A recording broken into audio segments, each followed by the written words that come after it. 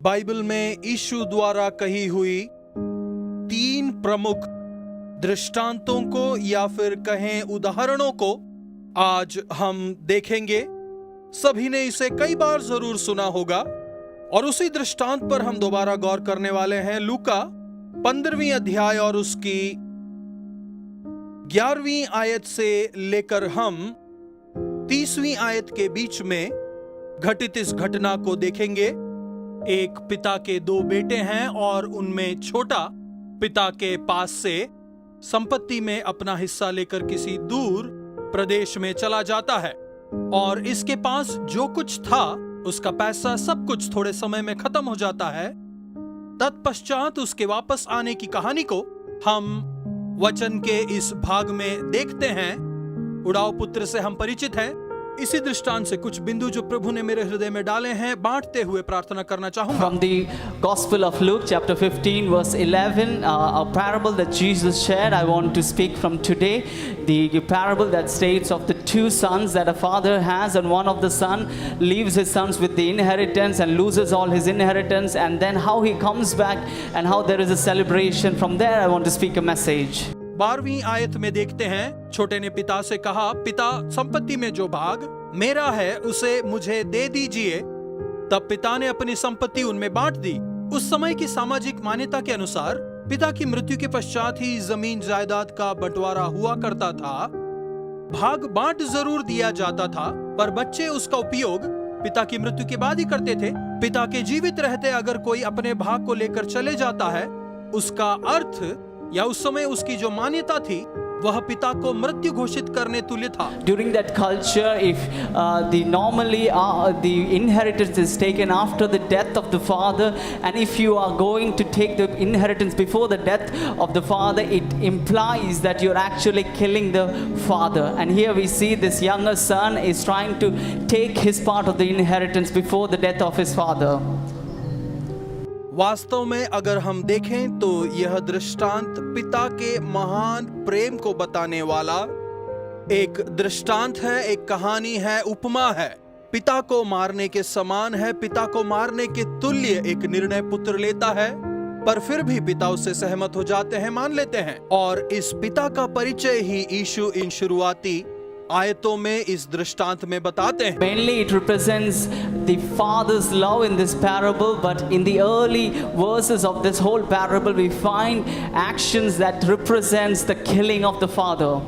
तो ऐसे ये पुत्र अपनी संपत्ति को लेकर एक दूर प्रदेश में जाता है। And we find that the son leaving with the inheritance to a different far land. किसी एक दूर प्रांत में, Going to a far land.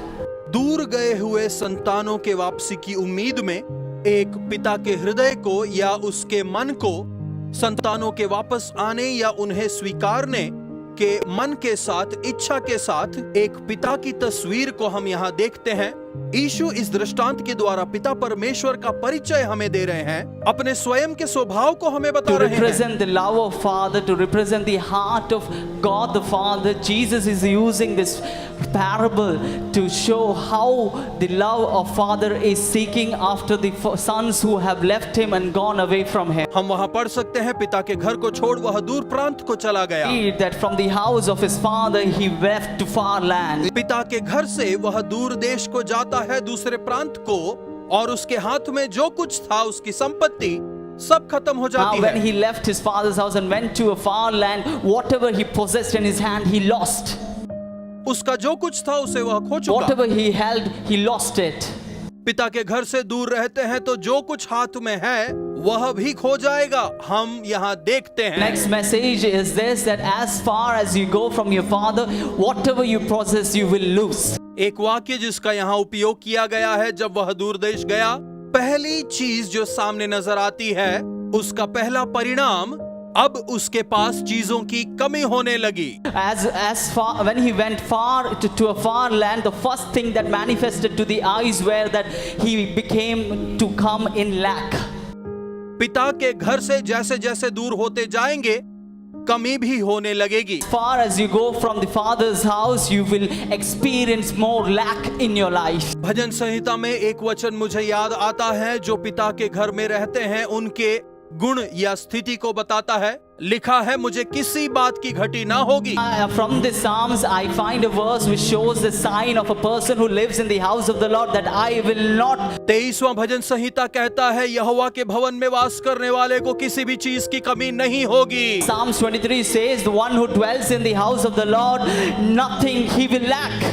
जैसे जैसे पिता के घर से दूर होते जाएंगे, कमियां नजर आने लगेंगी, कमियां होने लगेंगी, ऐसी कमियां जिनका ना ही कोई समाधान है, ना ही कोई As far as you Uttar. go from the house of your father, you will experience lack which cannot be sorted. कुछ एक को आज वे दोबारा अपने घर में वापस लेने वाले हैं। You are going to be brought back to the house of his house of the दूर गए हुए लोगों को आज वापस बुलाने की शाम Those है। who have gone distance far, you are going to be brought into. कुछ एक के जीवन में पिता के घर से जो दूरी आपने बना ली है, परमेश्वर इसे काट कर अलग कर रहे हैं।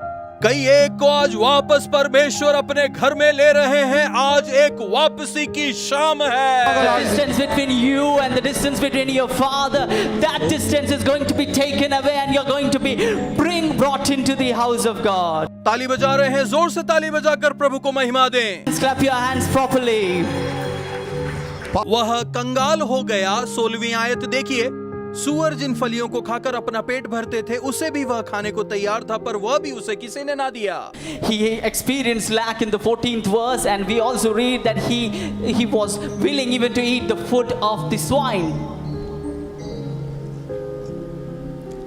सूअर जिन फलियों को खाते थे, उन्हें तक वह खाने को तैयार हुआ, क्योंकि किसी ने उसे कुछ ना दिया। फिर अगली आयत जब हम देखते हैं, जब वह अपने आपे में आया तब कहने लगा, मेरे पिता के मजदूरों को भूख से अधिक रोटी मिलती है और मैं यहां भूखे मर रहा हूं। He came to senses and he realized that many of his servants have more than what they want in the house of his father. जब वह कंगाल और पराजित हुआ, तब उसे बुद्धि आई। When he experienced failure is when he came to senses. मतलब जब उसने संपत्ति में अपना हिस्सा मांगा, मौज मस्ती की, धन संपत्ति उड़ाई, तब उसके पास क्या नहीं था? बुद्धि। Means that when he wanted the inheritance, took the inheritance and went away to experience the inheritance, he did not have senses. Bible कहती है, वहां जाने के बाद वह अपने आपे So में आया। Bible says that he came to senses. आपे में आने का कारण क्या है? The reason why he came to senses, जब वह उस पराजित अवस्था में था, when he was in the failure उसके सोने की वह जगह, and the place where he was lying, that पिता के घर और अपनी स्थिति के बीच वह तुलना कर कर देखता है। was in, and the house of his father, he compared it. जब पिता के घर के बारे में सोचता है, He studied the house of his father, पिता का घर कंगाली से भरा हुआ स्थान नहीं है, वह उसे समझ आता है। understood one thing, that his father's house is not full of poverty. मेरी आवाज को सुनने वाले एक बात भली भांति जान लें, आपके पिता का भवन कंगाली भरा स्थान नहीं, वहां बेइंतिहाई और बेशुमारी है। याद रखिए। Pay attention here that your father's house is not a place of poverty, but it's a place which serves abundantly.